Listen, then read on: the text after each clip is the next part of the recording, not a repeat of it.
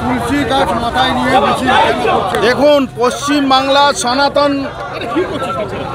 সনাতনকে নষ্ট করার জন্য মাননীয় মুখ্যমন্ত্রী অনুপ্রেরণায় জেহাদিরা যেভাবে বাঙালি হিন্দুদের উপরে অত্যাচার করছে, আর কিছু অসভ্য বর্বর যারা লোক আছে তারা হিন্দুদের মধ্যে ভাগ করার চেষ্টা করছে।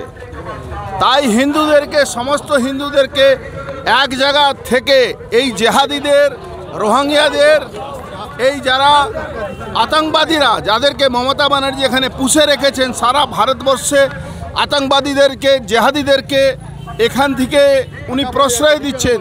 তাদের ভোটার কার্ড, রাশন কার্ড অধিকার পাইয়ে দিচ্ছেন, আধার কার্ড বানাচ্ছেন।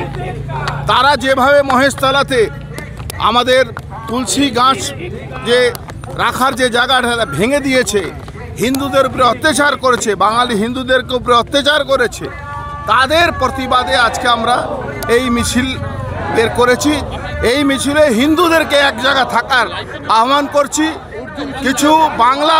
কিছু বাংলা পক্ষে নামে যেভাবে বাঙালি হিন্দুদেরকে ভাগ করার জন্য মমতা ব্যানার্জি নামিয়েছে, সেই লোকের মুখের চুনকালি ঘষে দেওয়ার জন্য আজকে আমরা নেমেছি। কোনো অভিনবের ব্যাপার নেই।